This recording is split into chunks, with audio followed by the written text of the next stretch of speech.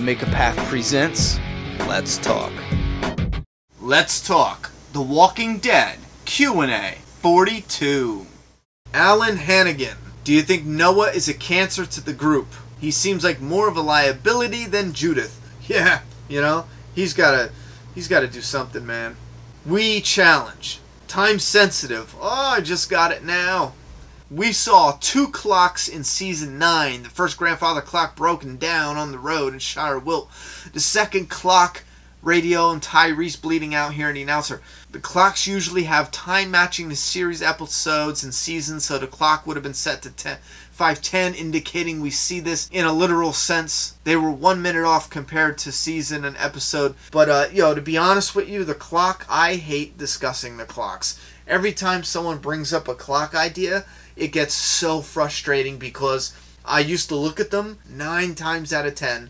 Greg Nicotero or Scott Gimple will be like, oh, hey, isn't that neat how he put the clock there? It means absolutely nothing except for that's what episode it is. Or, oh, that means season 5A. And, I used to rack my brain because some people had me going for a minute there like, yo, this clock meant this and this and this. And I listened to the comic panels and I heard all of these theories that matched up and that sounded good. And I hear Greg Nicotero going, oh, yeah, about an episode he directed and there was clocks. And he was like, yeah, we thought it would be cool to set the clock to this time because of this and this. And it was something so irrelevant. And I was just like, oh, screw the clocks, man. So, yeah, now I don't think it is anything. If they meant it for anything at all in episode 510, it's because of Aaron, because he appeared for the first time in 510. But that's all cool if you're into the clocks thing, But I am so frustrated with the clocks. So if you guys want to focus on the clocks, that's awesome. But I get a migraine thinking about it. Yeah, I don't know. Let me know if I screwed that up because it was time sensitive, but because we already saw episode 10, but. Chase Driver. Is the pistol that Glenn uses in season 5 the governor's old gun? Also, do you think they didn't kill Lori in the show the same way that she died in the comics because it would have been too graphic? You know what? That's a hard one. I mean, it's possible they thought that. It's possible they said, listen, that's too graphic of a death, But how graphic could it be? Because you don't see anything. If they did that in the show, it would have been a mother and a baby shot, falling down. You could do that without it being graphic. Well, no, that would be pretty graphic. I think one of the biggest reasons they don't do the same death from comic to show is simply to keep the fans guessing. Because there's not one main character, and don't give me the Jim shit and everything, but there's not one main character that died exactly like in the comic book. And I don't want to hear the Shane crap either, because that's not exactly like the comic book. In the comic book, Shane was shot by Carl in the neck when he was alive. Shit, comic book spoilers.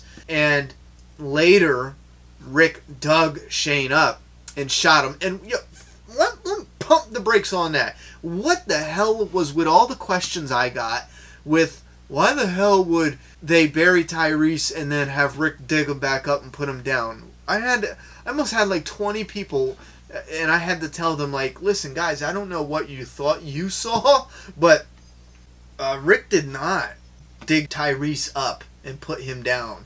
What they did was like a traditional burial in the sense of Sasha dumped a little bit of dirt in the grave. Maybe they had each person do that. And then Rick filled in the rest of the grave. Just to set that straight. I don't know if there's anyone else curious about that. But that was not a throwback to the comic book digging Shane up. No, that literally would make no sense. Because in the comic book, they didn't know that when you died, you turn. When they buried Shane, they didn't know that. In the show, they know that. And that's why they stop the car and they pull Tyrese back out, because he died. So they're going to put him down and then take him. You know what I'm saying? And they probably put him down the same way they put Bob down. Knife, maybe Michonne's sword. It looked like she was drawing her sword. Stick the knife in his head so he didn't look all head chopped off when they brought him back to Sasha, But yeah, besides, and Shane, in the show, he was killed by Rick. and then put down as a walker by Carl. So you could say it's similar, I'll accept that, but it's completely reversed, you know? And there's so much different too, also. But yeah, it's possible they just say, we don't want to do the same deaths as the comic book. Christian Banda. Do you think the way to solve Carl's growing problem in the upcoming seasons is to make each season longer, 25 to 30 episodes? You know what, Bud, I think that would just be a ridiculous time schedule. So ridiculous that they won't have time to do interviews. They're not going to have time to go to Comic-Con. Keep in mind, it takes a while to... They might be able to film it, you know, and then it takes so much longer to do editing, you know what I mean? It's so time-consuming making videos, you know, making shows, movies. It's very time-consuming. That right there, for budgetary reasons and time reasons alone, that's just impossible. So no, that's not even an option. Nathan, the idiot with a camera. You apparently criticized some people, a group that believes Beth is alive, and they would just not listen to you. Let me tell you what, dude. I never would have wasted my time. Well, I mean, I did it first. There was a couple people where I started going, even today, I'll do like a comment or two trying to give somebody a couple tidbits, you know, of truth. But what I've noticed is, and I should have thought about this before, but if you watched a character on TV get her frickin' brains blown out, and you even for a moment thought that she could still be alive, I now know that person will never listen to a thing you have to say. Ever. Don't waste your time on these people. And I'm sorry, and I know Beth fans watch this, because I talked to a couple of you in the comments section. Sometimes we go at it a little bit. And if you're a Beth fan, that's fine. But let me just tell you, 9 out of 10 Beth fans are assholes the way they talk to you. You know what I mean? And I'm not saying you're an asshole. I'm saying that 9 out of 10 of them that I come across are jerks. You know what I'm saying? I wouldn't have wasted my time. Walking Hulock. I was going to answer this in the comments. Again, fix your G+ settings, damn it. No one can reply to you. But all you got to do is type in Walking Dead PNG into Google, and then Clementine or whatever, that will pop up. Bad Guy George. Do you wish that season 6 they developed more co-stars into main stars? E.G. Carroll. Bro, I'm going to be straight honest with you. I don't know what the hell you're talking about. I consider Carol a main star. She's been here since season 1. She gets a lot of exposure on the show. So, I have no clue what you're talking about. Now, if you would have said, like, Tara, you know, I would have been like, oh, yeah, you know, if they have a story for her. But what I don't want them to do is take somebody who they don't have a story for, who's in the background, and say, well, you know what, let's just make her a main character. I don't want that. If the story fits, use her. If not, it's very believable that she just hangs around until she has a story. Bianca Branch. Just wondering what your opinion would be if Robert Kirkman was to introduce a character to either the comic book or the TV show who has been bitten by a walker but did not turn. I'm not a science buff or anything, but with every major epidemic, there is always a small portion who is immune to the infectious disease. It would be cool if the group came across a character who was immune. Bianca, so glad you asked this question. So many fans, what they're doing is the same thing you're doing. They're confusing the rules of the infection with other zombie shows.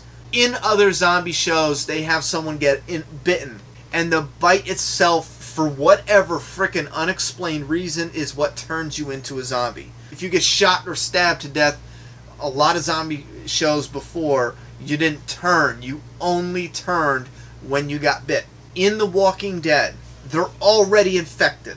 Everybody is already infected. When I say somebody gets a cut and they get an infection, I'm not talking about the walker infection. They already have it. When a zombie bites you, whatever nasty germs they have, there it is, right there. Think of it like this. Zombies have a super germ. It's in their mouth, it gets on their body, and that's what Negan does. He collects it, you know? Maybe he gets the super germ, maybe he doesn't, but somewhere in them in the creation of a walker, there's a super germ in its saliva mostly, or whatever. When they bite that super germ, it infects you with everyday infection, but it's a super germ, and they don't have the antibiotics to heal that, so they chop it off. That's what we do in The Walking Dead. If they had the strong enough antibiotics, I believe you could, theoretically, in the rules of The Walking Dead, Robert Kirkman right now, I believe it's possible for a character to get bitten and to fight an infection, to almost die by a fever, and still survive. You know what I mean? If they lock down the super germ and the right amount of antibiotics, and they could overload antibiotics, or it might be one type of antibiotics, so therefore their supply of antibiotics is very limited, so it's still very deadly to get bit. But I think it's possible to put that in the world of The Walking Dead within the rules and boundaries of the infection, the bites, and everything like that. So I think it's totally possible.